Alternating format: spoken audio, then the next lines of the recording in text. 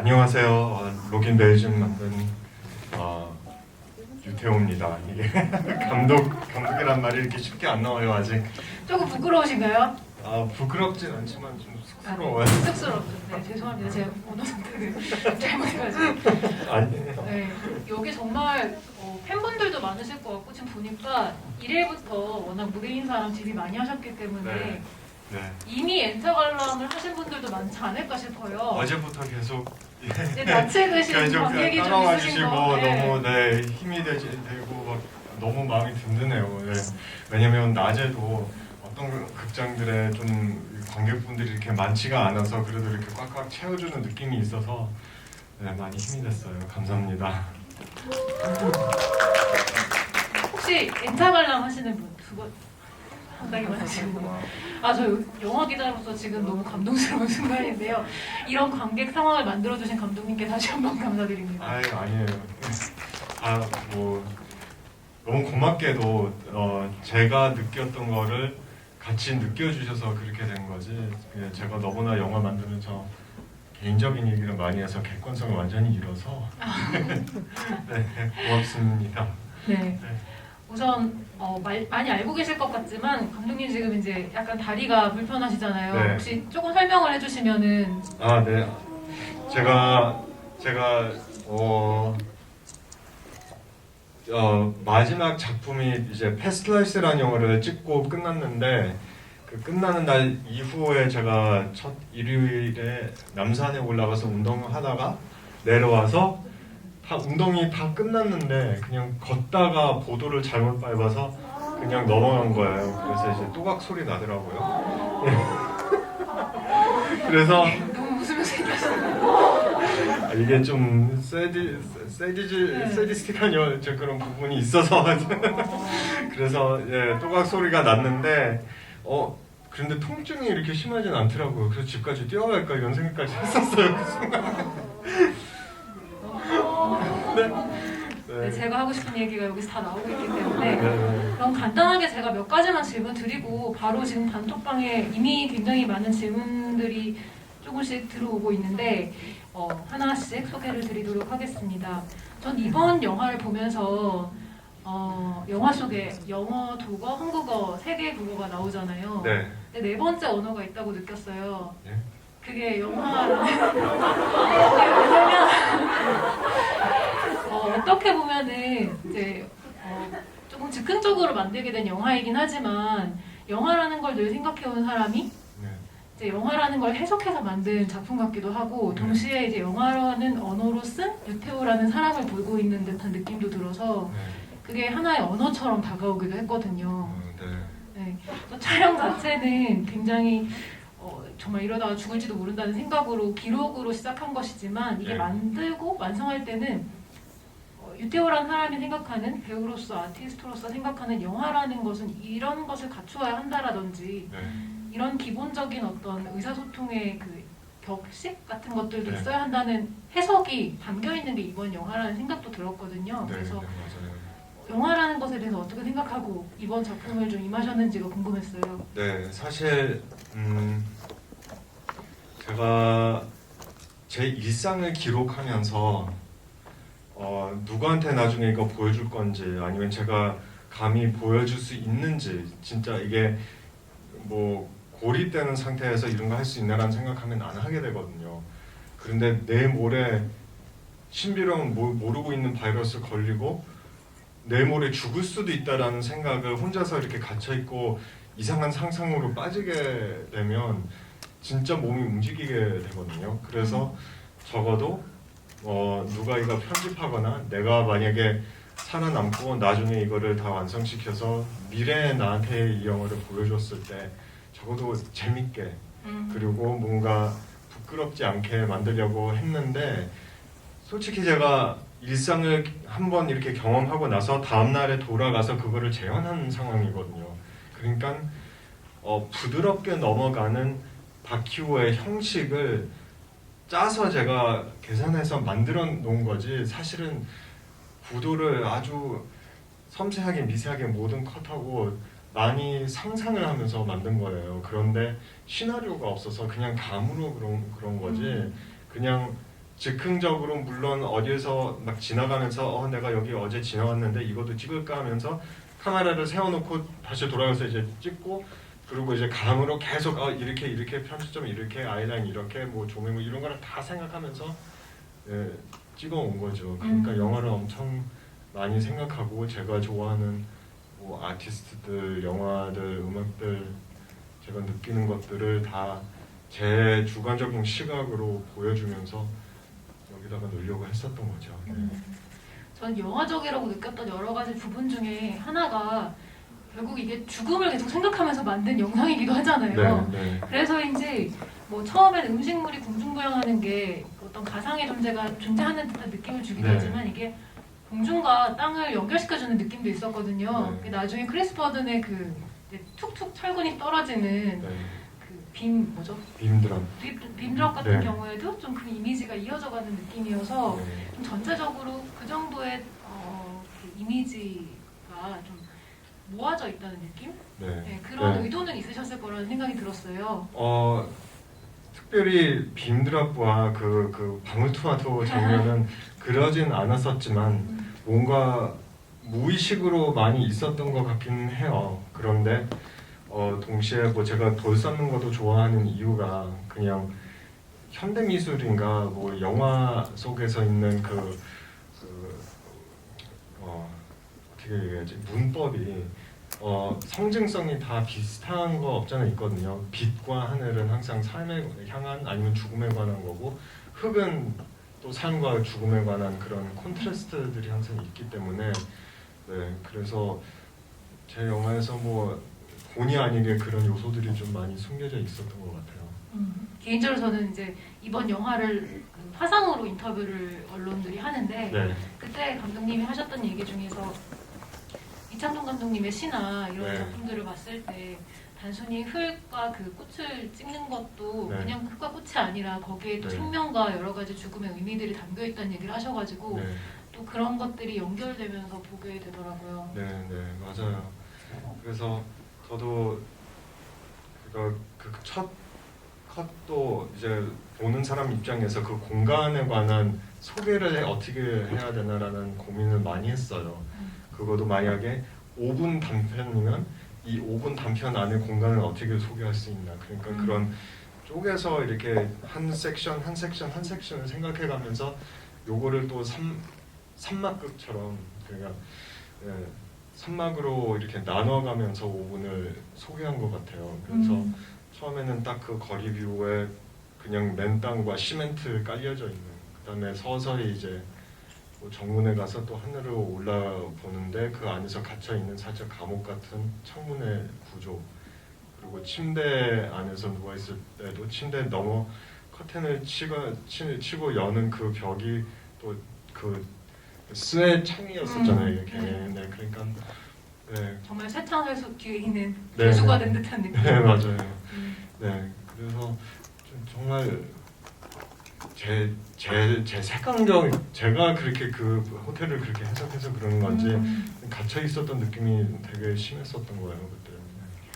아까 잠깐 대기실에도 여쭤봤는데 사실 이걸 보면은 원래 그 부모님은 이제 독일에 계시고 독일에서 나고 자라셨잖아요. 네. 왜 독일에 안 갔지? 라는 생각을 하면서 보기도 했고 그 이제 격리돼 있다가 갑자기 한국으로 온 장면이 바로 이어지기 때문에 어떻게 오게 된 것이지 이런 정황들도 좀 궁금하긴 했거든요. 네. 근데 그 상황들을 조금만 설명을 해주시면. 네, 그때 제가 이제 머니 게임이 한참 이제 방송됐을 때였었어요. 저의 팬들이도 좀 더 많이 생기고 그래서 제가 한동안에 촬영 없었던 기간이 있었어요. 앤트워프에. 그래서 2주 기간이었는데 그 중에서 한 열흘 정도 그 호텔에서 그냥 있었고 그리고 한 4일, 5일 정도 제가 잠깐 독일 갔다 왔어요. 그래서 제가 인스타로 제 첫 라방을 작년에 첫 라방을 베를린에 있었던 숙소에서 했었던 거예요.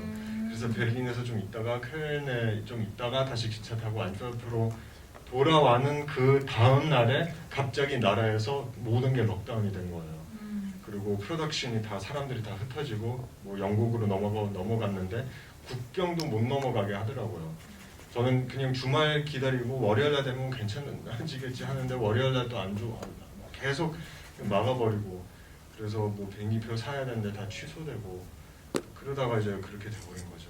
오는 건 정말 극적으로 카타르 항공을 이용하셨다고. 네, 그래서 제가 제작사한테 부탁하면서 더 이상 여기서 혼자 있지 못하겠다고 여기 뭐 프로덕션 진행될 때까지 기다려달라고 했던 말은 뭐 그렇지만 그거 저도 이해하지만 그래도 이거 언제까지 이렇게 될 건지 모르니까 더 이상 진짜 못 있겠다고요. 제가 할 수 있는 것까지 버티는 것까지 다 끝까지 버티다고. 그래서 그러니까 이 영화를 거의 다 찍을 때까지 그 끝판국에 더 이상 뭘 어떻게 해야 될지 몰라서 찾다가 그때 하필 그때 한 며칠 됐는데 카타르 항공이 다시 열어준 거예요. 항공을 그래서 카타르 그 도하에 거쳐서 안트웨르프에서 도하에 거쳐서 서울 다시 돌아온 거죠. 와, 근데 진짜 그때 너무 근데 안 진짜 도와줬을 것 같아요. 카타르 에어웨이즈밖에 없더라고요. 아, 지금 공항에서 안트웨르프 공항에서. 의도치 않게 약간 홍보가 되고 있는데. 네네. 홍보 아니고요. 그냥 그 진짜 어떤 보지도 못한 재난 영화처럼 국제공항에 이렇게 그것도 도착하는데. 찍으셨다고. 네. 네네. 그 게시판 있잖아요. 막 이렇게 넘어간 게시판 있잖아요. 거기 저 일하시는 분이 사다리 타고 그 먼지를 닦고 계시더라고요. 이렇게. 다 영하고 다 딜레이하고 다 캔슬돼 있어서 맨 밑에 한 줄만 이렇게 있어. 근데 이 영상은 사실 영화 보신 분들은 다 궁금할 것 같아요. 네, 근데 네. 나중에 이제 보통 이제 흥행 공약으로 그리고 깜짝 번개 이런 거를 공약으로 내걸기도 하시는데 혹시 공개를 하실 의향도 있으신가요? 어떤 거요? 상황들 중간에 담기지 않았던 한국 연기 비하인드요? 직전의 상황들 한 번도 생각해보지 못했는데 혹시 여러분 네. 원하시는 제가 근데 편집된 이유가 재미없어서 편집됐어요. 사실 이런 부분들이 그리고 그 자리에서 사실 제가 찍고 다음 날에 또 지워버리는 것들도 많아서 진짜 남은 것들이 그냥 이런 트랜지션 샷밖에 없어요. 뭐 작은 것 그래요. 뭐 네, 저도 잘 언제 어떻게 할 건지 모르겠지만 뭐 한번 배급사랑 같이 소통하고 한번 편집자님이랑 같이 한번 의논해보고 정말 근데 너무 심심한데 진짜 별로 뭐가 없어요. 그냥 하늘 지나간 풍경 뭐 그런 거. 네, 이 영화에서 좀 흥미로웠던 게 또 영화적이라고도 느꼈던 게 이 소거법이었던 것 같아요. 이렇게 없앤 것, 덜어내신 것들. 그러니까 뭐 이미 이제 몇 번 인터뷰에서 아마 많이 보셨을 것 같은데 그 영화 속에서 정말 혼자만 있잖아요. 우리가 보고 있는 장면에서는. 네. 그런데 아마도 뭐 집이랑 화상 통화도 하셨을 거고 어떻게 보면은 로비에 아주 최소한의 어떤 의사소통을 할 수 있는 직원들이 있었을 수도 있지만 네. 일단 그것을 걷어낸 것도 의도적이라고 느꼈고 네. 동시에 그러면서 되게 이 사람을 좀 더 들여다보게 만드는 면이 있었다고 생각했거든요. 네, 근데 네. 그때 문득 떠올랐던 게 2015년이었나 때 동화책 내셨잖아요. 네. 네, 양말 양말 배우 태호. 네. 태호 똑같은 이름의 태호가 저는 네. 그 동화에서 되게 인상적이었던 문구가 부모님이 없이 혼자서 처음으로 혼자였다라는 네. 그런 구절이 있었거든요. 네, 근데 맞아요. 비슷한 상태에 처해 있는 유태호 씨를 보고 있는 듯한 느낌도 들었어요. 네. 그런 비슷한 요소도 없잖아 있는 것 같아요. 그때는 그런데 좀 더 맥락은 성장 얘기의 맥락이고 지금의 맥락은 그냥 성인된 제가 뒤돌아보는 제 커리어를 바라보면서 뒤돌아보는 하고 커리어 때문에 느끼는 것들을 솔직하게 풀어내는 게 거기에 좀 차별성이 있는 것 같은데 혼자 버려져 있는 뭔가 그런 경험과 두려움이 좀 있는 것 같아요. 그 문화적인 배경 때문에 그런 것 같아요. 예. 평소에 친구들이랑 되게 많이 혹은 또 아내나 되게 네. 예술을 하고 있는 많은 동료들이 있잖아요. 근데 항상 둘러싸여 있을 것 같은 이미지이기도 한데 혼자라는 시간을 좀 어떻게 가지시는지 평소 많이 가지시는 편이세요? 혼자 지내는 거를 엄청 좋아하고 많이 보내요. 왜냐면 물론 노력은 하지만 그래도 어떤 일부분에서 어떻게 설명해야 되지? 제가 한 로케이션에서 그러니까 지금은 제가 제 몸이 한국에 있으니까 한국 안에서 쓰는 감수성의 문법에 맞춰서 제가 소통하려고 하는 노력이 항상 필요하거든요. 그런데 제가 느끼는 감수성이 그것뿐만 아닌데 그거를 딱 제 반면에 이제 제가 가지고 있는 모든 것의 그냥 한 색뿐이지 다른 색깔을 참고하면서 그거를 소통은 하고 싶은데 듣는 사람 입장에선 그거는 이 배경 안에서만 듣는 콘텍스트가 있기 때문에 어쩔 수 없이 그 안에서 가끔씩 외로움이 느꼈을 때가 있어요. 그래서 혼자서 소통을 해도 그게 해소가 안 돼요, 가끔. 뭐 가끔이 아니지, 자주 이제 거의 늘 그렇지만 근데 그게 옛날에는 제가 그것 때문에 좀 많이 힘들었는데 뭐 정체성에 관한 고민도 있었고 그런데 나중에 니키랑 얘기하면서 결말이 나왔는데 니키가 그냥 그게 뭐 아티스트의 삶이고 그거 제가 결정한 직업 안에서 그게 너의 특권이다. 그러니까 부정적으로 물론 스스로 해석하지 하고 자기 연민 안에서 갇혀 있을 수는 있겠지만 그거를 빠져나와서 그거를 일을 통해서 해소하고 털어내야지. 그런데 그런 외로움들 때문에 저의 감수성이 배우로서 더 깊어졌고 더 넓어졌다는 사실을 깨달았죠. 전 이번 이제 영화 보면서 2018년에 처음 저희가 레토라는 영화로 되게 많은 분들이 네. 유태우라는 배우를 알게 되었잖아요. 네. 근데 저는 조금 운이 좋게 칸 영화제 가기 직전에, 그러니까 초청을 발표를 난 이후에 네. 인터뷰를 할 기회가 있었어요. 네.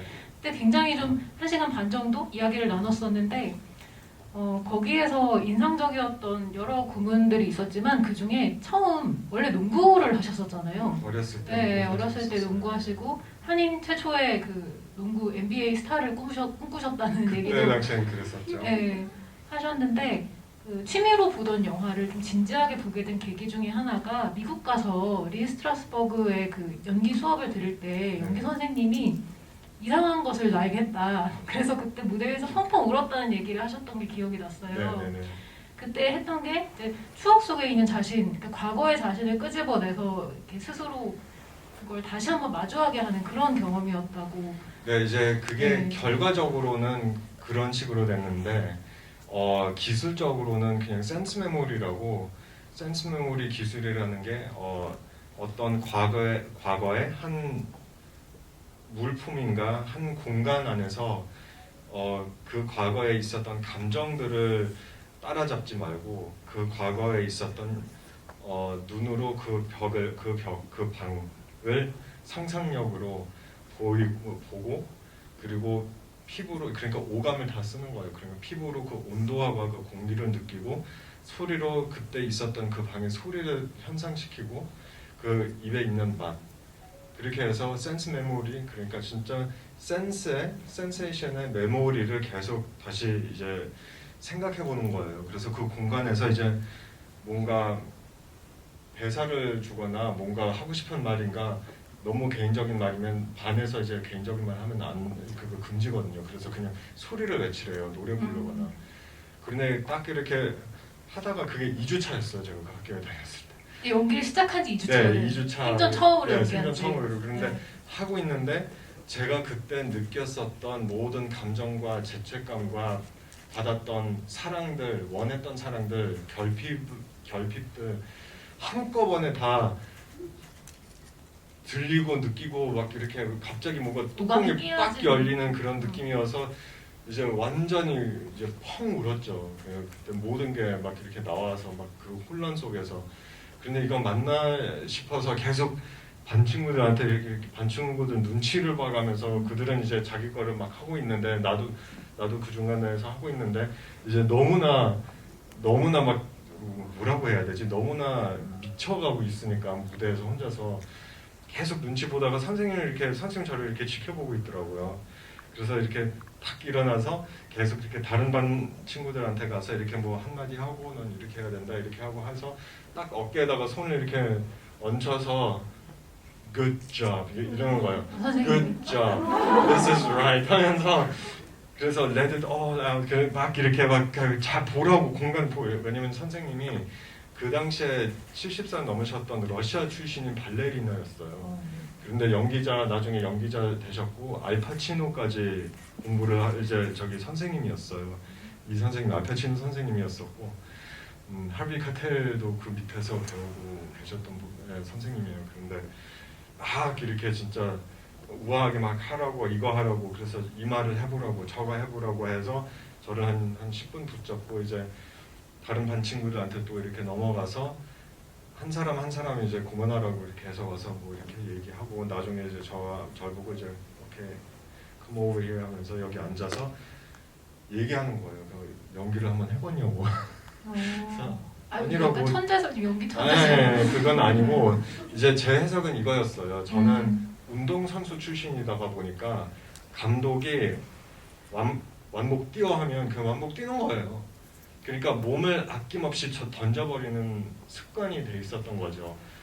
똑같이 제 감정을 건드렸을 때 무대에 그래서 무대가 엄청난 기술적이고 되게 거의 운동처럼 접근한 연기라는 기술 자체가 그런 거예요. 특별히 그 기술이 스타니슬라스키에서 러시아 출신인 어떤 한 철학가에서 와서 미국 뉴욕으로 딱 갖다 놨는데 몸으로 체험하면서 감정을 느끼는 기술들이 많거든요. 그래서 네, 그렇게 돼가지고 거기에 이제 딱 깨달은 거죠. 저는 제가 항상 원했었던 게 체육관의 무대에 있었던 거 아니었었고 연기의 무대였었구나. 그때 딱 깨달았어요. 예. 단지 지금까지 지난 7년, 10년 이 농구 선수의 배역을 사회 안에서 뭐 대충 잘했구나. 그런데 이 배역이 아니었었구나. 내가 맡고 싶었던 배역이 실제로 하고 싶었던 거는 연기였었구나. 어떻게 보면 그런 시선을 느끼는 거는 이제 교민으로서 살아가는 어떤 정체성과도 연관이 있을 것 같은데 이 모든 것을 다 포함해서 이번 그 작품 속에서의 어떤 조건들이 처음 연기하셨을 때 그 감각했던 모든 것과 좀 이렇게 겹쳐지는 듯한 느낌도 조금 있는 것 같아요. 그 네. 처음으로 자신을 돌아보게 되는 어떤 조건들. 예, 그랬었어요. 맞아요. 그래서 또 다른 내가 나오잖아요. 네. 네. 근데 또 다른 내가 일단 그 외모적으로도 재미있긴 했지만 결국은 나라는 것을 설득할 수 있는 캐릭터면서도 네. 조금 또 달라야 하잖아요. 그래서 그쵸. 처음 그 이메일을 보고 네. 또 이제 다 영화 보셨으니까 아시겠지만 네. 미국 그 매니저가 이러이러한 역할 해달라고 했을 때 상대역으로 처음 그 또 다른 내가 예. 등장하는데 그 사람이 이제 감독관이다 보니까 네. 약간 좀 더 위에서 이렇게 바라보고 있는 듯한 맞아요, 그런 맞아요. 태도고 좀 더 많은 걸 알고 있는 듯한 태도거든요. 근데 그 캐릭터를 또 다른 나를 어떻게 창조하셨는지가 궁금했어요. 어떻게 보면 내 속에 있는 또 다른 모습이니까. 그러니까 일단은 그 실제 오디션을 봤을 때 그냥 제가 저를 찍고 그리고 그때 지금보다 시력이 좀 안 좋아서 안경 쓰고 그리고 진짜 이렇게 리딩하면서 그 오디션을 찍었었던 거예요. 그런데 그 형태가 재밌어서 이거를 한번 같이 기록해보자. 지금 이왕에 계속 기록하고 있는데 내 일상을. 그런데 하다가 보니 뭘 해야 될지 모르고 그래서 그 대사 내용이 나온 거예요. 그냥 독백을 할까? 내가 나랑 뭘 할까? 그런데 이 실제 오디션을 쓰면 안 되니까 다른 오디션을 이제 여기다가 집어넣어서 그거를 연습하면서 이제 이렇게 한 건데 갑자기 그 안에서 즉흥적으로 연기하면 어떨까?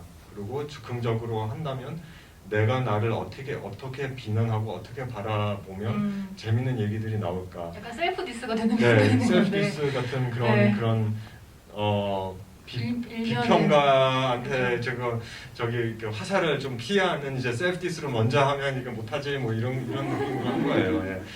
그래서 예 그렇기도 했고 그리고 사실 편집으로 안 들어간 장면이 딱 그 태블릿 PC 안에서 그냥 제 일상의 모습이 서서히 안경 쓰고 반지 끼고 모자를 쓰고 잠을 입는 그 모습 그 전에 있어요. 그거를 그냥 빼버렸어요. 그냥 덜 신비로워서. 네. 엄격한 또 잣대가. 네.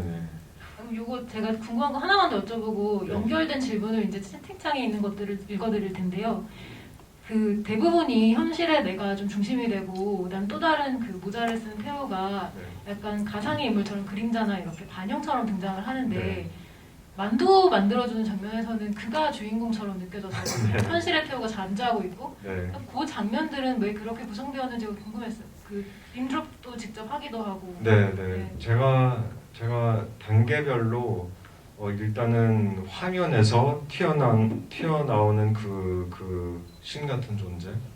두 번째 단계로 현실 안에 있는데 바로 이제 직설적으로 보이지 못해. 그러니까 단계별로 조금씩 현실로 들어온다라는 거를 제가 신 바이 신으로 하려고 했었던 거예요. 그래서 처음에는 영상에서 툭 튀어나오고, 두 번째는 현재인데 그냥 그 그림자 벽에서 보이고, 그리고 세 번째는 이제 요리를 해주고, 춤추고 나서 요리를 한 거니까 요리를 해주고, 그리고 위로를 해주는 그런 마음으로 그 구도를 만든 거예요. 되게 그 부분이 뭉클한 게 나중에 이제 이게 privileged라는 말이 여러 번 나오는데 네. 그것에 대한 대답도 스스로 또 써가지고 이렇게, 네. 이렇게 스스로의 라인으로 연기하시는 모습들이 이렇게 나를 이렇게 안아주는 듯한 영화의 마무리처럼 느껴졌어요. 네, 네. 네, 지금 이제 질문 올라온 것들 중에서도 네. 관련이 있는 게 있어서 여쭤볼 텐데, 벙찐 튜브님이 어디 계시죠? 벙찐 튜브님? 숨어 계시려고 숨어 하나봐요. 계십니다. 네, 벙찐 튜브님께서는 일단 이 계속해서 대사 같은 대화들도 나오기 때문에 네. 대본이 있었을 것 같은데 대부분을 즉흥적으로 하셨는지 아니면 좀 준비를 해서 영화를 찍으신 건지에 대해서 여쭤보시나요? 일단은 제가 하고 싶었던 말들이 종종 제가 생각하는 철학들, 그리고 제가 이 통해서 기록해놓고 싶은 말들을 미리 좀 많이 생각해 놓은 것 같아요. 단지 써놓지는 않았어요. 왜냐면 써놓으면 연기가 이상해져서 그냥 대충 제가 전달하고 싶은 말을 생각해 놓고 거기에 맞춰서 질문을 제가 먼저 미리 녹음해 놓은 거예요. 그런데 그 질문을 미리 다 녹음해 놓고 어떻게 했는지 그거를 질문을 제가 다 따로 적었어요. 하고 나서, 찍고 나서. 왜냐면 그거 기억을 해야 나중에 그거를 틀어서 이렇게 보면 거기에 맞춰서 뭔가 대답하는 내가 다음 질문 봤을 때 미리 다음 질문 알고 있으니까 이어서 하는 대화처럼 느끼게끔 할 수 있게 이제 그런 구도와 엄청 신경 쓴 거죠. 왜냐면 사실은 그 즉흥적인 연기의 환상을 제가 보여주는 거지 이거 진짜로 즉흥적으로 한 거 아니니까요. 그러니까 거기에 관한 철저한 준비가 이제 고민이 필요했었던 거죠. 네. 근데 꼭 그 대사뿐만 아니라 촬영도 사실 보면은 이렇게 그 감독님이 이렇게 지나가고 있는데 길거리 건너편에서 촬영되고 있고, 네, 그렇죠. 그런 동선들을 미리 저기다 사실 갖다 놓고 본인이 지나가야 찍을 수 있는 네, 거잖아요. 그쵸, 1인 다역을 하셨던 건데 맞아요. 네. 그런 촬영들은 좀 가장 어려웠던 순간 기억나는 거 없으세요? 가장 어려웠던 순간은 사실 실은 낮에 대낮에 호텔에 나왔을 때, 네, 그때 그냥 그래서 거리를 많이 못 찍었어요. 낮에는. 왜냐면 물론 사람들이 없는 환상을 또 제가 그런 구도로 제가 연출을 했기 때문에. 그런데 가끔씩 그래도 지나간 사람들이 있었거든요. 그런데 더 외로운 느낌을 살리기 위해서 없는 사람들 안에서 제가 이렇게 이동하는 거를 찍어야 되잖아요. 그래야 더 외로워 보이니까. 그런데 이제 지나갔을 때 이제 혹시나 누가 가지고 갈까 핸드폰을 이게 계속 연기를 해야 되는데 카메라 보면 안 되는데 계속 여기 이 구석에서 이렇게 인식되면서 연기를 집중한 거죠. 티가 안 났어요. 아, 감사합니다. 네, 그때하고 한국에서 산을 다녔을 때, 네, 그때 사람들이 상당히 산을 많이 다니는데 또 혼자서 있는 연기를 해야 될. 저는 새벽에 가셨나 했어요. 사람이 아니요, 엄청 나 없어서. 대낮에 갔는데 사운드로 많이 이제 처리했어요. 왜냐면 사람 소리가 엄청 많았었거든요. 네. 그리고 맞다, 마지막으로도 또 물론 이제 크리에이티브하게 제가 이거를 쓸 수 있었는데 뭐 장 봤을 때 원래 그 슈퍼에서 허가가 안 나왔거든요. 그러면 사진만 이거 조그만 거만 그냥 찍어도 되나 물어보니까 그건 된대요. 근데 이제 이렇게 들고 다니고 사람들이 장 보고 있는데 코로나 때문에 이미 다 막 정신없어 하신 분들이 계시는데 혼자서 삼각대여기 갖다 놓고 잠깐 이러면 안 되잖아요. 통제까지 되시죠? 네네. 그래서 그냥 이렇게 하고 이거 찍을게요. 제가 좋아해서 그냥 괜찮다고 해서 이렇게 손을 들고 찍고 왜 이렇게 찍고. 아, 이렇게 피땀 흘린 장면들이 네, 네. 오늘의 영화로 완성이 되었네요. 이 질문 너무 재밌어가지고 꼭 하고 싶은데 빨래하는 태연님이 원래 실제로 길에서 춤을 자주 추시나요? 이렇게 물어보시네요. 네 그런 거 그냥 기분이 내키면 그냥 그래요 저는. 그래서 기억나는 게 네. 2018년 당시 네. 저희 시청역에 회사가 있었는데 네. 그 도로에 이렇게 중간에 대리석들이 막 올라와 있잖아요. 갑자기 그 위로 올라갔다 내려갔다 올라갔다 내려갔다 춤을 그랬어요, 추듯이 제가? 하셨던 그래요? 게 기억이 나요. 네, 네. 굉장히 기분이 좋으셨던. 저 다운해요. 네. 정말 영화 속 모습이 지금 약간 지금보다 약간 어쩔 수 없이 더 멜랑콜리한 느낌이 있지만 네. 그대로 넣은 것 같아요. 네. 또 한 분이 실제와 그 일종의 페이크 다큐, 그러니까 극화된 부분이 있잖아요. 그래서 그쵸. 페이크와 실제의 비율을 물어보시는데요. 네. 초롱초롱 무지님께서 어이구 좋은 질문인 것 같아요. 사실은 제가 다큐멘터리라고 하면 실제 다큐멘터리를 존재하지 않다고 저는 생각해요. 제가 너무 좋아하는 다큐멘터리 감독님이신데 사실 이제 베르나 헤르족이 계시는데 그런데 베르나 헤르족의 다큐도 보면 자기가 주관적으로 이 세상을 바라보는 감수성과 시각으로 이 그 업체가 어떤 산이 되던 간에 배가 되던 간에 아니면 사람이 되던 간에 거기에 맞춰서 자기 이야기를 하는 거지 진짜 다큐는 아니거든요. 그래서 베르나 헤르족 감독님이 그러니까 극화된 현실, ecstatic truth라는 단어를 이 시네마 역사 안에서 처음으로 썼던 분인 것 같고 그게 저한테 설득이 되더라고요. 그게 뭐냐면 우리가 현실이든 픽션이든 어떤 truth, 그러니까 truth라는 단어도 한국말로 번역하기가 어려워서 감수성. 근데 현실이라는 거기에 설득이 되고 그 감정을 느끼면 그럼 그 감정이 바탕이 극영화이더라도 실제로 느끼는 거잖아요. 그러니까 우리가 다 돈 주고 우리한테 거짓인 이야기를 지금 우리가 보러 올게라는 마음을 먹고 와서 영화를 보는 거잖아요. 그러면서도 불구하고 진짜 감정을 느끼고 그 감정을 느껴서 위로를 받거나 뭐 울음도 터지고 웃음도 터지고 슬픔도 터지고 하는데 그러니까 더 이상 중요하지 않은 것 같아요. 픽션과 논픽션의 차이. 우리가 느끼는 게 그 주관적인 느낌이 우리의 트루스니까 그 트루스가 여러 가지 트루스가 될 수가 있고 지금 여기 관객 여러분들도 뭐 100명 정도 되실 것 같은데 모든 분들이 100개의 다른 영화를 한 영화를 통해서 본 것 같아요. 모든 해석이 다르니까. 네, 전 제 생각은 그래요. 네, 사실 이 영화 자체에 대해서 지금 여러 질문이 있는데, 그러니까 디바이스에 대한 질문이 좀 있어요. 근데 저희는 이미 알고 있죠. 이게 네. 그 삼성에서 나온 네, 핸드폰으로 갤럭시 S9로 찍었어요. 네. 편집도 직접 네, 갤럭시 탭으로. 네, 그렇다고 합니다. 네. 그러니까 사실은 이제 그게 들어가 있고 또 상상이 가미되어 있지만 또 어느 정도 다 진실이 기반이 된 정말 휴대폰으로 찍을 수 있는 그 당시의 상황들이 지금 기반이 네. 되어 있는 건데요. 네, 이 공교롭게도 되게 질문이 계속 올라와서 이 질문 꼭 드려야 될 것 같아요. 네.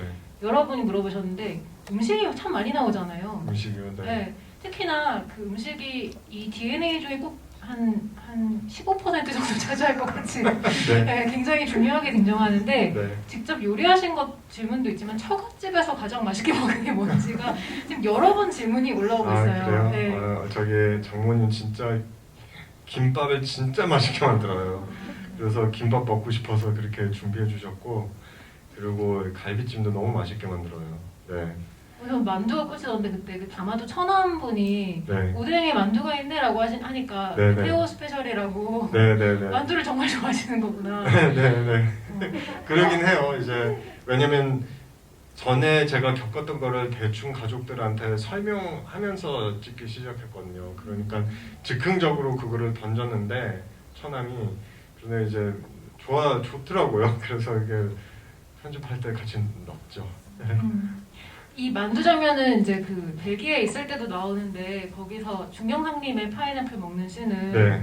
이제 오마주해서 그 장면을 찍었다는 얘기를 네, 인터뷰 맞아요. 때 많이 네. 해주셨어요. 근데 실제 그 영화 속 장면이 있고 또 재현을 하셨을 때 의도가 있으니까 네. 그걸 막 먹을 때 특히 신태호 네. 또 다른 태호가 이렇게 만들어준 걸 먹는 네. 장면인데 그때의 감정이 어떤 상태였는지를 물어보십니다.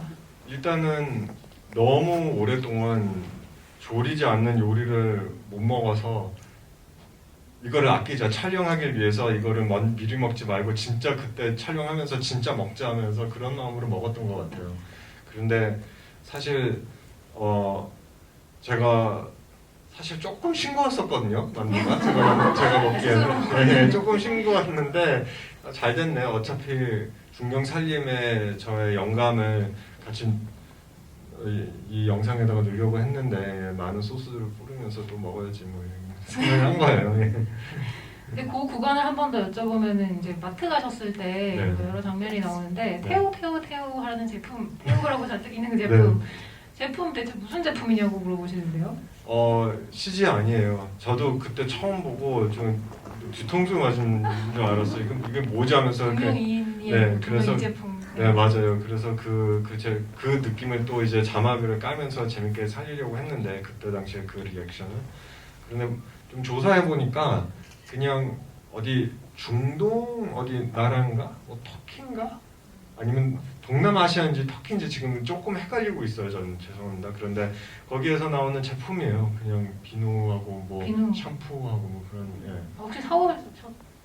한 예, 다 썼어요. 예? 뭐라고요? 아니 그거는 아니에요. 그거는 네, 한국에서 갖고 온 샴푸예요. 근데 정말 이번 그 영화 속에 나오는 신태호에 대한 질문들도 참 많은데 네. 그 중에 하나가 이거 조금 결합해서 여쭤보면은 이제 네. 또다시 이렇게 힘겨운 상황이 왔을 때 신태호가 다시 나올까? 아니면 혹은 또 다른 태호가 나타날까? 라는 질문이 있고 네. 또 하나는 왜 배역 맡으셨을 때 꿈을 꾸신다고 하셨잖아요. 뭐, 배역을 네. 어떤 역할을 맡았을 때 꿈을 꿈을 네, 꾸신다고 맞아요. 그 하셨잖아요. 배역의 환경에 꿈을 꾸어요. 혹시 신태호로서 꿈을 꾼 적이 있는지 한 번도 왜냐- 없었어요. 어, 그 일면의 저니까요. 네. 네. 어제 그 배역을 꿈꾸게 된 계기가 꼭 한 역할을 준비하는 과정에서 한 3주 차, 4주 차 때 정도 되면 꼭 꿈을 꾸게 되더라고요. 네. 이상하게 개인적으로 제일 이 유태호 일상의 꿈은 안 꾸게 되네요. 지금 약간 슬퍼지는 슬퍼요? 모르겠어요. 저는 왜 약간 아니 그냥 팩트고 그냥 마지막으로 제가 제 꿈을 꾼 적이 언젠지 참 기억도 잘 안 나요. 그런데 배역에 맞춰서 꿨던 꿈들이 아주 생생하게 기억이 나요. 근데 이 상태에 대해서 계속해서 어떻게 보면 영화 속에서는 그 뭔가 특권을 갖고 있는 네. 어떤 고통이라든지 특권 네. 이 상태조차도 특권이라고 신태호가 계속 얘기하잖아요. 네. 혹은 또 자신이 그렇게 느끼는 것을 보고 네. 거기에 대한 대답을 해주기도 하는데 네. 이것도 과거 인터뷰 소환하면은 네. 당시에는 아직은 이제 막 무명을 벗고 시작하는 그런 상태였기 때문에 네. 이제 감독님이죠, 그러면 배우로서는 좀 오히려 일꾼이다 이런 생각을 많이 한다고 하셨었고 그리고 감독님이나 작가의 어떤 의도를 잘 정확하게 표현하는 악기다라고 네. 얘기하면서 자신을 되게 누르는 듯한 느낌도 받았거든요. 왜냐하면 랩토 같은 작품에 출연된 기쁨을 생각하기 전에 약간 그 기쁨을 취하지 말아야지라고 약간 나를 누르는 듯한 답변도 많이 하셨었더라고요, 동시에. 네. 그래서 어떻게 보면 지금 얘기한 계속해서 이게 특권일까라는 고민과도 조금 네. 연결되는 듯한 느낌도 있는 것 같아요. 그렇긴 해요. 왜냐면 물론 배우 입장에서는 많은 의견을 내고 같이 시너지를 만들어가면서 한 작품을 만들잖아요. 그런데 결국엔 배우가 선택을 받아야 그게 되거든요. 그리고 그 안에서는 배우가 연출자가 원했던 어떤 한 감수성인가 어떤 스토리텔링의 기승전결에서 뭔가 표현해야 그게 좋은 연기고 그래서 제가 항상 배우가 기술자라고 생각했어요. 그런데 이게 부정적으로 이제 느껴질까봐 조금 이제 저는 항상 조금 이 말 자체가 네네네 그렇게, 그게 그런 의도가 아니거든요. 다 그냥 자기 분야에 최대한 다하는 거 안에서 그게 나중에 보면 그게 정말 아티스틱한 거거든요. 네, 그리고 그런 좋아하는 정밀하게 잘한다는 그런 거죠. 그러니까 그런데 그때는 제가 그런 생각이 더 강했지만 지금은 또 안 그런 것 같아요. 왜냐하면 제 영화 거쳐서도 그렇고 특별히 제 마지막 작품 패스트 라이프스 제가 경험했던 경우가 신인 감독님이세요. 재미도 보고요.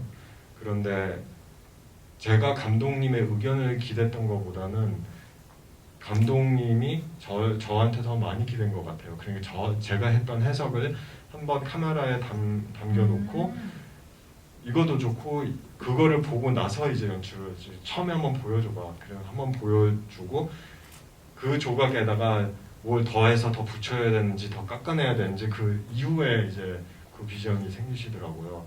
그러니까 그냥 작품마다 감독님마다 배우마다 다 그 일하는 방식과 시너지가 좀 다른 것 같아요. 그게 뭐가 좋거나 나쁘거나에 떠나서 또 3개월 뒤에 이제 이 영화가 끝났으니까 또 다른 작품을 새 출발하면 또 다른 환경에 또 다른 방식을 또 찾아가는 거죠. 네.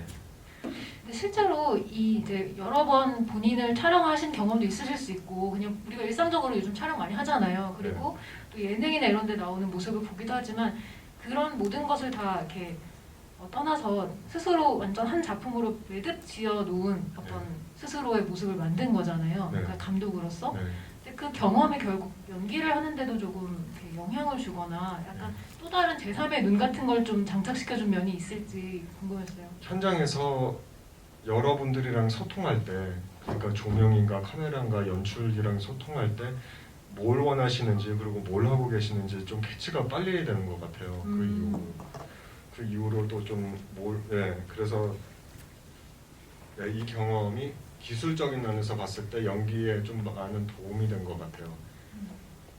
그리고 그 만든 영화 속에 이제 기저에 깔려 있는 게 멜랑콜리이고 또 이제 80년대 90년대는 과거의 영화들에서 느끼는 그 감성을 계속해서 찾고 싶다 얘기를 하셨는데 이제는 사실 필름 현상소 많지 않고 미국에서도 그렇게 많지 않고 정말 일부 몇몇 감독님들만 찍고 있잖아요. 그렇죠. 만약에 정말 필름 비싸지만 한 1시간짜리 정도의 영화를 필름으로 찍을 수 있다면 그때의 그 감성을 정말 불어넣을 수 있는 감독으로서의 기회가 주어진다면 어떤 작업을 좀 해보고 싶으신지. 너무 좋은 질문이네요. 한 번도 생각해보지 못했는데 요새 제가 서울 시내를 다니면서 오늘도 무대 인사하면서 이제 중간중간에 이동을 하잖아요. 근데 이렇게 우리가 요새 느끼는 이제 뭐 해시태그들도 있고 사회의 변화들이 많잖아요.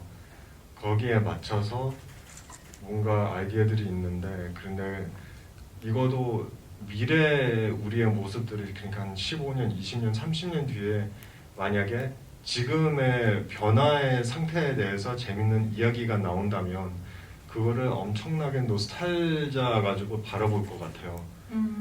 왜냐면 우리가 다 공평해지고 정말 많은 소통 속에서 섬세해지고 그리고 조금 더 행복해진 상황의 미래를 제가 가정을 하면서 이때 돌아오면 사실 그런 나라가 유럽 이제 이게 비교하려고 하는 건 아닌데 사실 제가 독일을 떠나는 이유가 독일에서 너무나 모든 행복이 갇혀 있기 때문에 아쉬울 게 없고 욕심이 없어요 사람들이.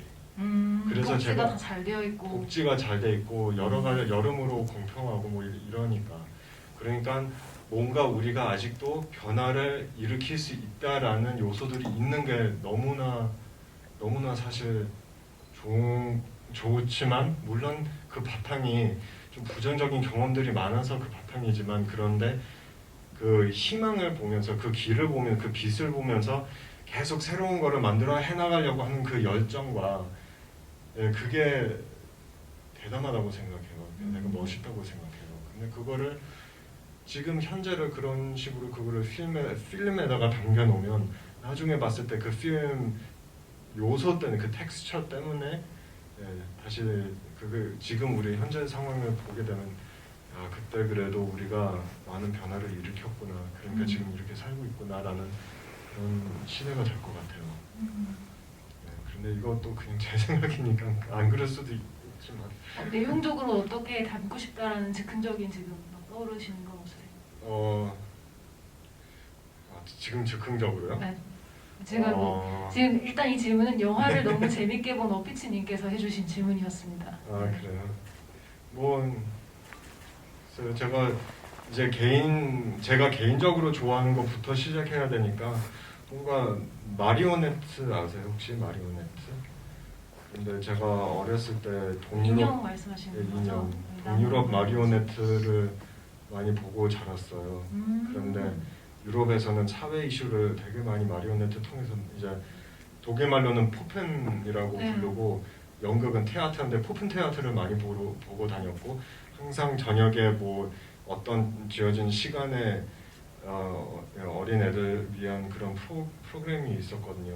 그런데 그 안에서 숨겨져 있는 진짜 아름다운 사회적인 얘기가 많거든요. 근데 그거를 우리 사회도 단순화시키면서 되게 아름답고 애잔한 얘기들을 많이 할 수 있거든요. 특별히 이거 어디에 줄에 걸려 있다는 이 상징이 우리가 어디 붙잡혀 있다, 뭐 거대한 누구한테 붙잡혀 있다는 그 감정을 우리가 그 인형에다가 이입을 하면 그게 너무나 제 입장에선 그게 공감이 되거든요. 근데 그런 유럽적인 요소의 미학을 아시아랑 같이 이렇게 퓨전을 시켜서 스토리텔링하면 뭔가 재미가 나오지 않겠나라는 생각이 이제 지금 진짜 정말 지금 즉흥적으로 나왔어요 이게. 근데 네. 이건 굉장히 멋있는 생각인 것 같고 최근에 인공지능 얘기 많이 하잖아요. 예술을 인공지능이 네. 대체할 건가 네, 그 얘기를 네, 할 때 네. 항상 나오는 게 인간을 더 예술적으로 만들어주는 네, 건 네, 인간이 네. 가진 한계라는 얘기를 하는데 네, 네. 어떻게 보면 그 줄을 네. 매달고 있는 퍼펫이 그런 이야기를 해줄 수 있을 것 그렇죠, 예. 같네요. 그 중간에 이제 실제 사람이 하나 이렇게 등이 보이고 이렇게 멀어지는. 근데 왜 그 인형들 사이에 진짜 사람이 아니지 이렇게 되잖아요. 그런 이미지가 딱 떠올라요. 사실은 차기작 혹시 이제 감독으로서 차기작을 물어보신 분 중에 캐스팅 혹시 하고 싶은 배우를 물어봤는데 일단 퍼펫을 캐스팅을 하셨기 때문에 그 질문은 이렇게 넘어가겠습니다. 네, 초롱초롱 무지님께서는 보통 어떤 외로움이나 두려움은 이건 사회생활하는 사람 다 그럴 것 같은데 조금 나약해 보이시는 면을 잘 안 드러내려고 하잖아요 사람들이. 예. 그런데 이 영화는 뭐 그것뿐만 아니라 모든 걸 지금 다 보여주고 있기 때문에 네. 그런 것에 대한 두려움은 없으셨냐고 이상하게도 이제 연기자가 자기 나약한 모습을 드러내는 게 연기자의 힘이라고 생각해서 그게 되게 응원해주는 모습인 것 같아요. 물론 그렇게 드러내면 상처받을 여지가 더 커지지만 사랑받을 수 있는 여지가 더 커지는 것 같아요. 그 범위가. 네. 근데 글쎄요, 저도 연기자로서만 그렇게 생각하지 않고 어렸을 때부터 그렇게 생각한 것 같아요. 그게 영어 단어가 vulnerable이라는 단어가 있는데 그게 한국말로도 이렇게 긍정적으로 번역되어 있는 단어를 찾으려고 하다가 못 찾겠더라고요. 사전엔 상처받기 쉬운 뭐 이런 식으로 네, 나오잖아요. 근데 저는 이제 긍정적으로 민낯을 드러낸다. 아니면 되게 이제 약한 거라고 잘 모르겠어요. 어떻게 보면 나를 드러낼 수 있는 용기일 수도 있겠네요. 네, 드러낼 수 있는 용기. 네. 근데 그게 제가 사실 어렸을 때 90년도에 TNG 스타트rek이라는 쇼가 있었어요. 근데 그 스타트렉 세계관 안에서 제 사춘기의 도덕의 그 가치관을 만들어준 쇼예요, 사실. 근데 그 안에 이제 워프라는 캐릭터가 있는데 클린곤이에요. 근데 그 클린곤의 문화가 살짝 그 싸움의 문화를 바탕에 하면서 나온 그런 캐릭터거든요. 나는 진짜 제 영웅적인 죽음이 싸우다가 죽는 게 그게 그 문화의 다예요. 그래서 이제 사람의 세계로 이제 여기 휴먼 있는 대로 같이 한 팀 멤버가 되는데 계속 터프만 할 필요 없고 뭐 다리 좀 다쳤다고 자살할 필요 없고 뭐 그냥 용감하게 사는 게 사실 자기 나약한 모습을 드러내서 그게 제일 큰 용기가 필요하다. 그래서 그 캐릭터를 보면서 좀 되게 단순한 건데 되게 좋았었어요 그때. 네, 인터뷰 하실 때도 그러니까 이제 자기의 연약함을 이번에 이제 영화를 통해서도 보여주셨지만 실제 과거에는 이런 거에 많이 공감을 하실 정도로 기본 상태가 아주 이랬고 멜랑콜리가 이거보다 약간 높은 정도의 수준일 정도로 되게 맞아요. 조금 울적한 기분이었다는 얘기를 하셨는데 네, 맞아요. 이 질문에도 지금 한 분이 해주셨고 영화에도 과거의 너를 별로 좋아하지 않았다는 대사가 나오잖아요. 네. 근데 현재를 중시하는 것도 중요하겠지만 일단 그 이유 말고 과거를 좋아하지 않았던 이유가 있으셨는지. 그 이유 말고 그건 이제 너를 좋아하지 않았지만 이런 얘기를 하게 된 그 네. 영화 속에서 하게 된 어떤 이유? 네, 글쎄요. 제가 왜 그런지는 모르겠지만 현재는 안 그래요. 현재는 많이 즐기고 열심히 살고 있는데 어렸을 땐 빨리 10대 되고 싶었었고 사춘기 땐 빨리 20대 되고 싶었었고 20대는 빨리 30대 지금은? 지금은 안 그래요. 아, 그런데 그런데 그게 이제 제 인생에 관한 성취감을 느껴서 그런 거지. 어렸을 때는 제가 제 어렸었던 환경들이 항상 싫었던 기억밖에 없어요. 네. 근데 그게 문화적인 환경 때문에 그런 이제 제일 큰 것 같고, 그리고 부모님이랑 같이 또 세대 차이. 왜냐면 부모님의 출신이 이제 광부 간호사로 독일까지 넘어가셨고, 그게 단순하게 표현하자면, 그리고 팩트로 표현하면 노동층이잖아요. 그런데 독일에서 그런 거를 그냥 팩트로 이제 뭐 비난 없이 그냥 팩트라서 저도 이렇게 이 단어를 쓰는데, 노동층 안에서 받을 수 있는 교육과 교양이 한계가 있는데, 독일에서는 또 복지 시스템이 잘 돼 있어서 이제 학교에서 뭐 이런저런 공부를 많이 시키잖아요. 그러니까 부모님이랑 소통할 때 아쉽게도 하고 싶은 언어는 똑같이 거의 쓰고 있는데 하고 싶은 감수성과 말이 통하지 않는 거예요. 그 안에서 제가 느꼈던 외로움과 고립되는 거, 그리고 네, 세대 차이인 것 같아요. 이제 디테일로 들어갔지만 짧게. 근데 그거는 더 이상은 똑같이 다 사랑하는데 서로의 방식만 다른 거지. 이제는 다 이해해요. 이제는 너무 편해요, 부모님이랑 소통할 때.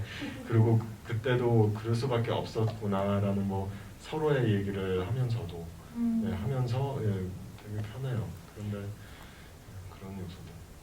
영화 보셨어요, 부모님은? 아니요. 왜요? 제가 아직 보내드릴 찬스가 없었어요. 아, 제가 뭔가 좀 제대로 극장에서 보여드리고 싶은 마음도 좀 네, 있으실까요? 그런 것도 있어요.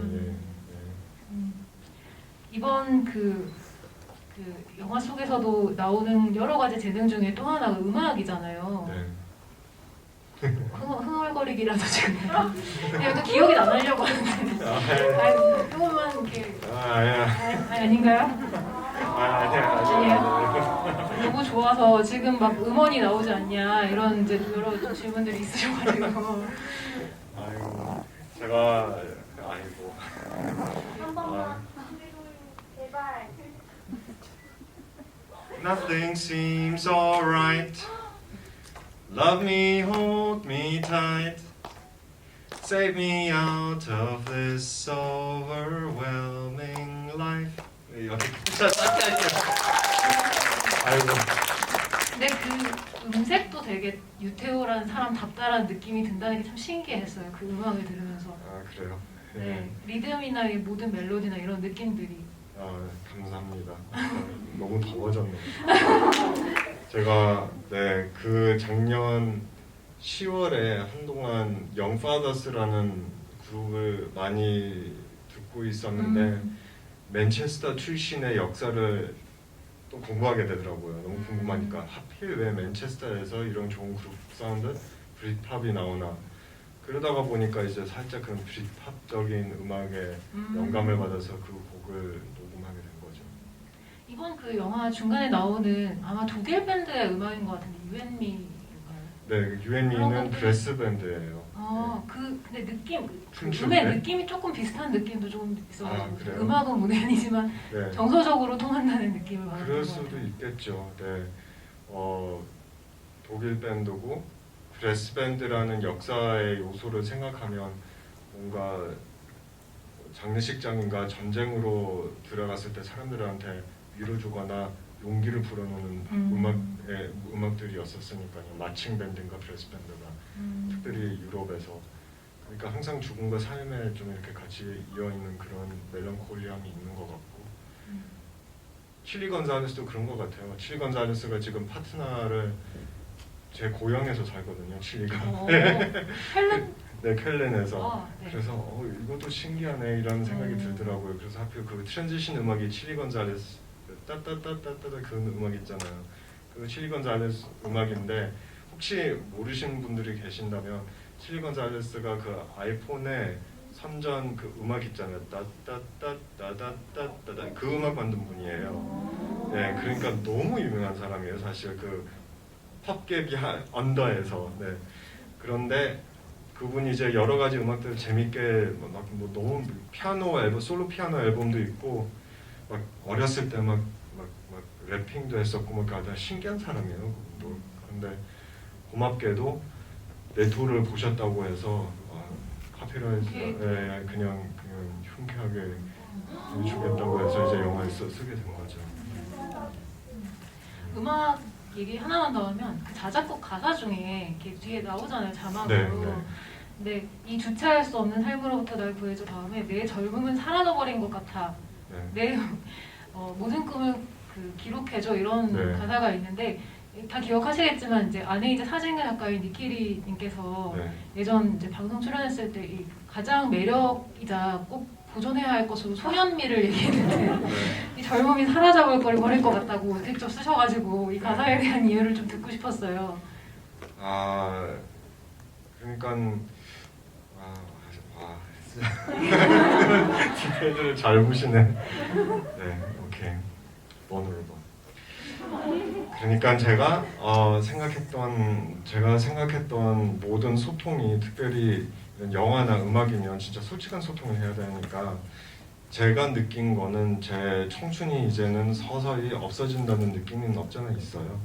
네, 물론 어떤 우리의 그런 산업 문화 안에서 젊음을 보장하고 그 젊음을 앞세워서 브랜딩해서 뭔가 오랫동안 갈 수 있는 이미지를 메이킹은 해야 되는 게 없잖아 있지만 제 생각에는 그게 또 제 개인적인 생각이지만 나이와 거기에서 나오는 서러움과 죽음에 관한 두려움을 피해가면서 이거 얘기하지 마. 이건 부정적인 거니까 라이크가 많고 다 이쁜 모습 이게 다 우리 현실이야 라는 게 현실처럼 느껴지지 않고 내가 나를 속이는 것처럼 느껴져서 적어도 제가 제 거를 작가할 때 진솔하게 제가 느낀 거를 담겨야 그게 어떻게 보면 그 나의 모든 부정적인 거를 제가 인지를 하면 그리고 인정을 하면서 젊게 살 수 있는 방식인 것 같아요.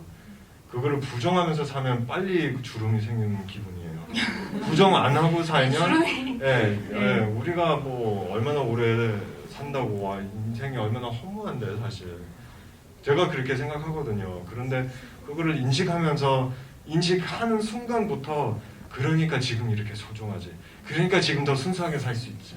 그러니까 지금 열심히 살아야지. 이렇게 되거든요. 네, 저는 오히려 그거를 깨야 된다고 생각해요. 그러니까 참 이게 SNS라는 게 참 이상한 요소인 것 같아요.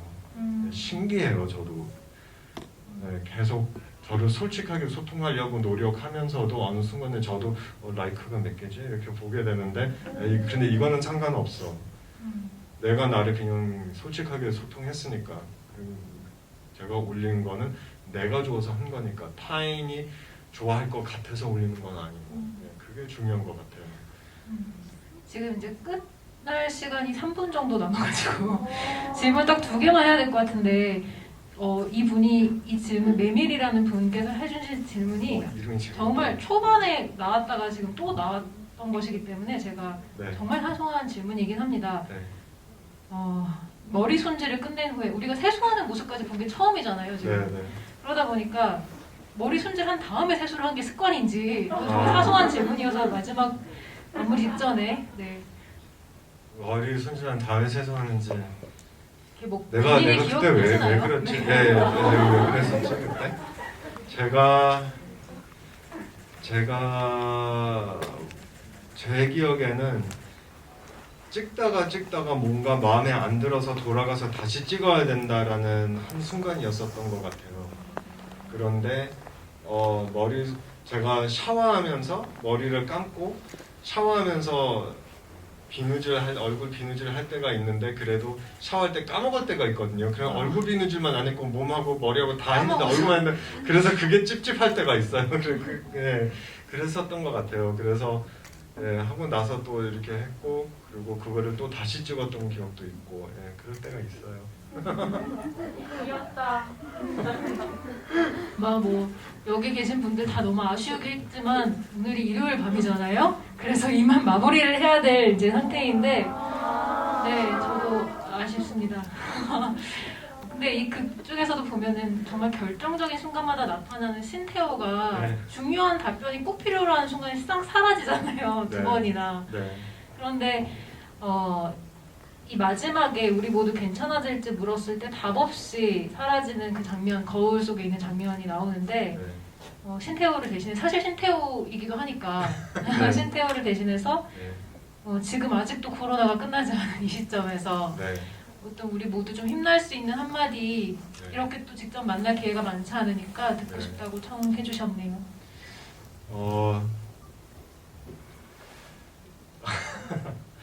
제가 영화를 이제 그런 코로나 걸릴까봐 두려움부터 찍기 시작했는데 결국은 걸렸었거든요. 맞아요. 네. 10월 달에 그래서 정말 백신 맞았으면서도 불구하고 정말 그 좀 운이 안 좋았던 2%에 들어가서 정말 힘든 고비를 넘겼어요. 그런데 이렇게 넘겼는데 사실 이 상태가 지금 여러 이유로 여기까지 우리 세상이 왔는데 제가 봤을 때는 이것 또한 고맙게 받아들여야 되는 것 같아요. 물론 답답하고 하지만 앞으로 우리가 얼마나 좋은 상황에서 살았는지 2년 전에 계속 생각하게 되잖아요. 언제 마스크 벗고 그냥 안 답답하게 다닐 수 있고 그래서 그냥 이런 순간들을 생각하시면서 나중에 만약에 상황이 또 좋아지면 모든 거를 그냥 당연히 여기는 게 참 위험한 것 같아요. 당연하게 뭔가 삶이 이렇다라는 거를 다 이렇게 주장하고 이렇게 하는 게 그게 제가 스스로 저한테 그러거든요. 그게 당연한 거 아니지. 고마운 상황이지. 지금 저도 여기까지 이 자리에 앉아 있는 것도 안 당연하잖아요, 사실. 신기해요. 말도 안 되는 상황인데 누가 많이 영화 보러 오는 것도 아니고 그래서 사실 힘들지만 우리보다 힘든 사람들이 항상 있다는 거를 기억하시고 지금 정말 당연하지 않다. 지금 우리가 이렇게 앉아 있고 숨 쉬고 있다는 게 당연한 게 아니에요. 고맙게 생각해야 돼요. 숨 쉴 수 있다는 자체가 걸어 다닐 수 있다는 자체가 못 걸어 다니는 사람도 다른 있으나 그것도 아니고 그것도 그냥 예를 들었는데 그렇게 생각하시면 정말 고마운 것 같아요. 모든 게. 사실 이 영화를 볼 수 있는 것도 요즘에 다들 아시겠지만 극장뿐만 아니라 또 예술영화관도 굉장히 힘들고 배급하시는 분들도 힘든데 엔나인 필름이 또 이렇게 배급을 해서 맞아요. 극장에서 여러분과 만나게 된 이것도 사실 당연하지 않은데 너무 감사한 거죠. 맞아요. 제가 무대 인사하면서 계속 얘기했는데 엔나인 영화 이제 엔나인 필름스 배급사인데요. 제가 관계자분들한테 그 이사님한테 이 영화를 보여드렸는데 이 정도면 그냥 집에서 친구들한테 보여주기가 너무 아깝다. 극장 개봉 노릴 수 있다 하는데 이 코로나 시대 때 그렇게까지 결정 내린다는 게 이 성과가 그쪽도 먹고 살아야 되는데 이렇게 하겠다는 게 참 저한테는 너무나 이제 미안하면서도 고마운 상태고 동시에 제가 이런 식으로 이제 개봉하겠다는 마음을 안 먹었기 때문에 음악을 만들어 썼거든요. 그런데 그 모든 만들어 쓴 음악을 다 그 카피라이트 풀어주시고 여기까지 이렇게 오는 게 진짜 고마운 상황이죠. 말도 안 되는 상황이죠, 사실. 맞아요. 지금 여기 또 앉아 계신 관객분들도 너무 감사하고 이제 마지막으로 진짜 이제 끝나야 될 시간이 와가지고 감독님도 감사하고 관객분들 그리고 엔나인 필름 다 감사하다는 의미로 큰 박수를 치면서 감사합니다.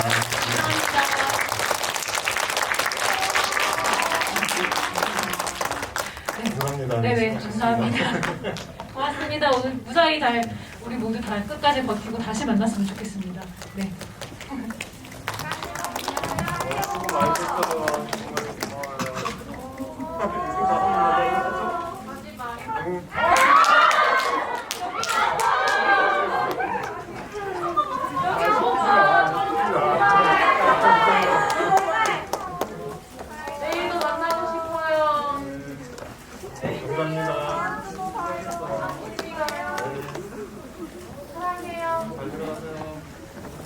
제발.